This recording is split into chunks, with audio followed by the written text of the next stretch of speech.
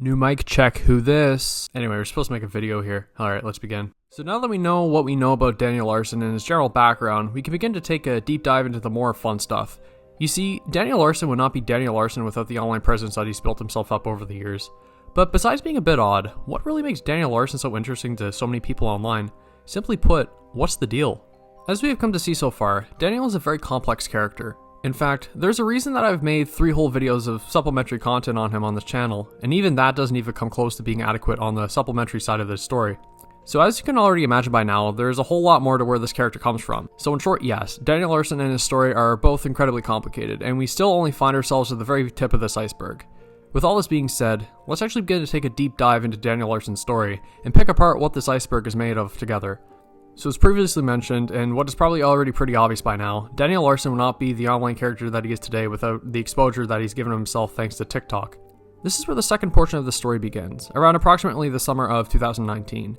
It was around this time that Daniel Larson lost his grandmother, Nancy Schimmer, to breast cancer. Daniel's grandmother was his primary guardian and caretaker, and with her out of the picture, Daniel was institutionalized into a state-run group home program for the disabled, as he was unable to live on his own, as we can probably already observe. He would remain here for about 2 years after the death of his grandmother, and would alternate between alternative living arrangements with a whole slew of caretakers and being homeless in between, though there will be more on this later on. I digress though. Daniel, being on the streets and having most of his close family in another state, experienced great hardship, and with having little access to mental health care, he began to take a turn for the worse in terms of his already turbulent mental health.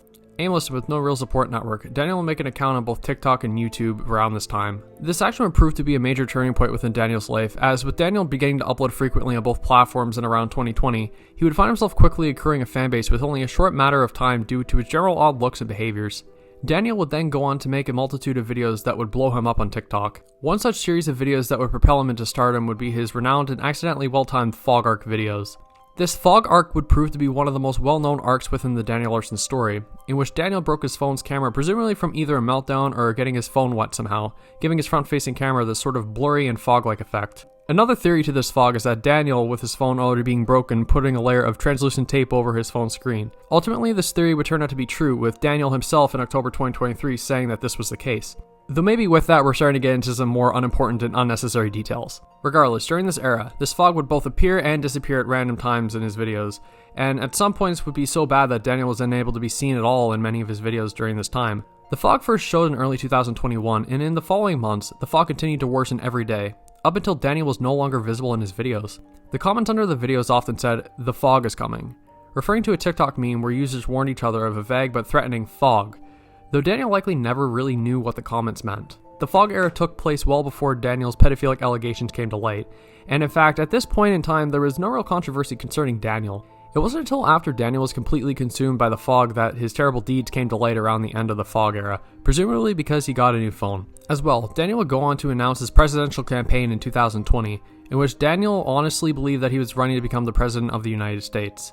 This idea of Daniel running for president came out of seemingly nowhere, and of course had no real purpose or end goal in mind, besides being the musings of some crazy man on the internet.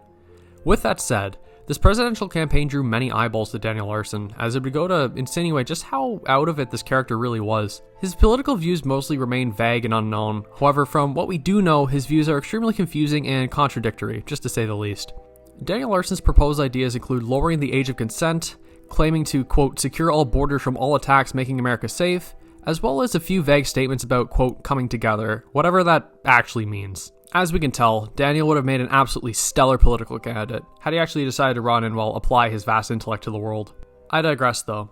As well, another video that really helped to propel Daniel into the limelight would be his videos addressed to Quandel Dingle.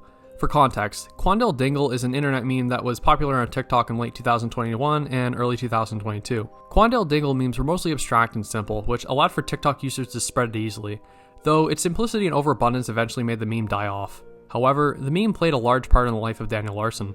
Of course, as mentioned earlier, Daniel has been on TikTok since around 2020 or so. Throughout his 3 years on TikTok, Daniel has violated the community guidelines several times, which has caused for multiple accounts of his to be banned.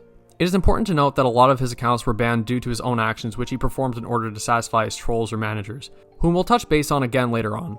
As things often go on the internet, vulnerable people such as Daniel attract many trolls, including at the time an anonymous user who pretended to be this vague and fictional Quandel Dingle figure. So Quandel Dingle, the troll in question, got a hold of Daniel's phone number and started messaging Daniel.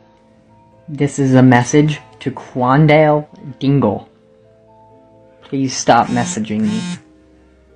Go to hell. Instead of blocking the troll, Daniel decided to respond to and post about him on one of his many old TikTok accounts, which as expected has since been deleted. Daniel posted several TikToks in which he has demanded that the troll stop texting him. One of these posts would become one of his most viral TikToks that he's ever posted.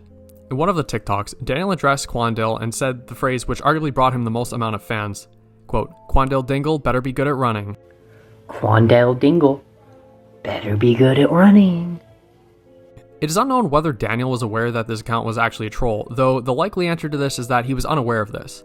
Regardless, the TikTok blew up, racking over 4 million views and 1.5 million likes before the account was ultimately banned. Quandel Dingle would become a recurring theme in the early days of Daniel Larson's content creation days.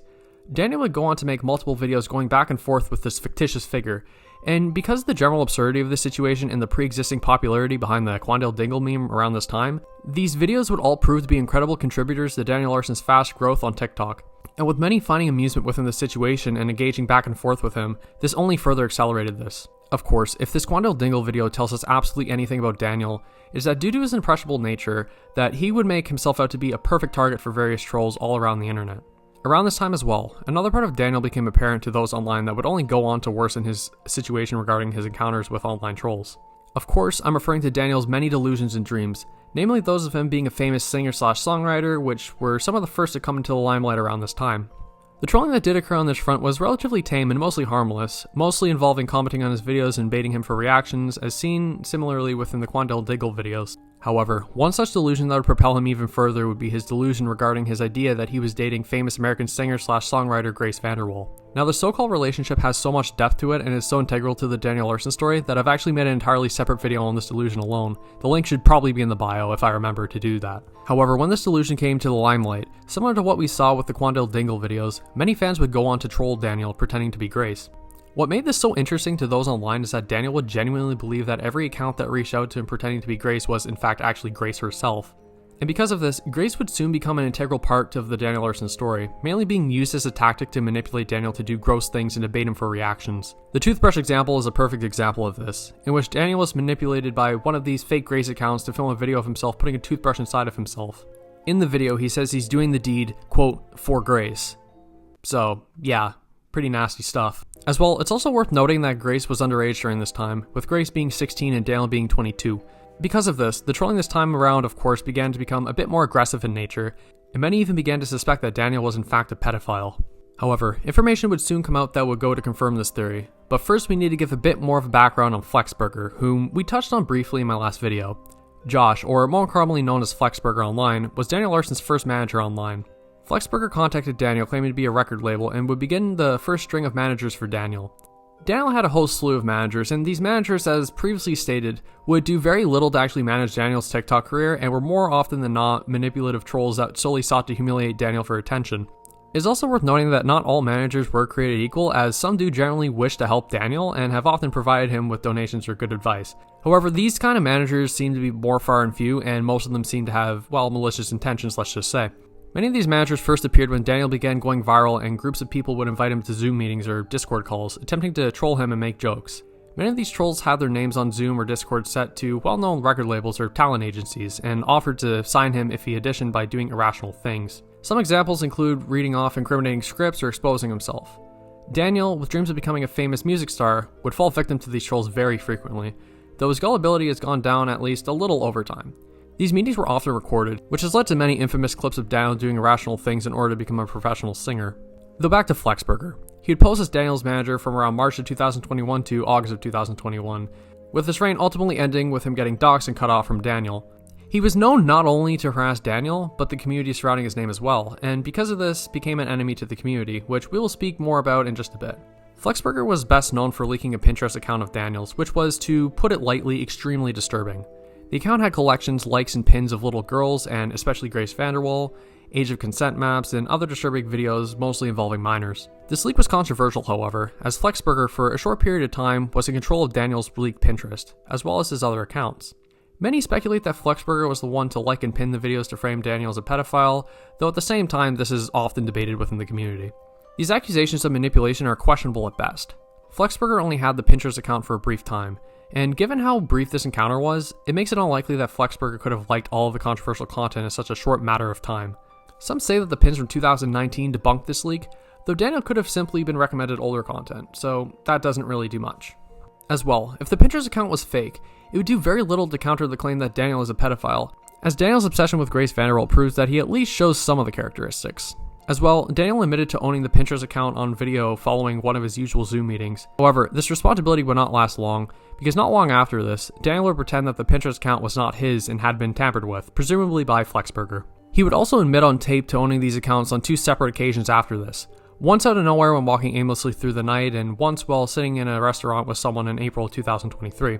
Whatever the case may be, Daniel's denial of the situation as well as his patchy confessions are absolutely worth noting in this scenario, and probably tells part of the truth at least. This is also confirmed by the fact that during his so-called presidential campaign, Daniel made a statement that he would lower the age of consent for minors if elected. So with that, we begin to paint a clear picture as to where Daniel Larson stands regarding this matter. As well, it was around this time, post-leak, that the acts of trolling towards Daniel became much more malicious in nature, with people being aware of not only Daniel's impressionable nature, but as well as having a glimpse into his darker tendencies, let's just say. At this point, it can be safe to say that this concoction of events resulted in this trolling becoming outright manipulation on many occasions. And no other incident tells the story better than the May 6th incident, which of course was largely the doing of Flexburger as well. It was shortly before this incident that Daniel announced on a TikTok video that he would begin acting in adult films. After making this announcement, Daniel would go on to upload a picture of his wang to his YouTube community page. Daniel's management, so Flexburger in this case, was able to convince Daniel to audition for an adult film via TikTok Live, likely knowing that this incident would receive the most eyeballs and would likely get Daniel subsequently banned from the platform. From here, Daniel would go on to TikTok Live and expose his genitals to an audience of nearly 500 people, and was of course subsequently banned as a result. This would pose to be one of Daniel's very first incidents, which are controversial occurrences that involve Daniel getting himself into some sort of trouble. From here on out, this would begin a whole new era for Daniel Larson, and his legacy as a lolcow would become forever cemented into the history of the internet. So with that said, I suppose that this is a good place to end this summary of Daniel Larson's early history on the internet and activities on TikTok. And of course, if there's anything supplemental that you'd like to add to the story, then please feel more than free to contribute down below. And once again, shout out to the Daniel Larson Wiki for providing most everything that's been discussed in this video. If I accidentally provide something misinformative, then the wiki is your place to go, as I'm quite literally just regurgitating information from there. And of course apologies, because, well, I don't want to provide misinformation. I'm trying my best here, I promise. End of the day, we're all trying to learn more about this fascinating character together, and contributing would do nothing but improve everyone's understanding. So if you have something to contribute, then feel more than welcome down below. And yeah, with all that being said, thank you for the view, and stay tuned for more to come. Cheers.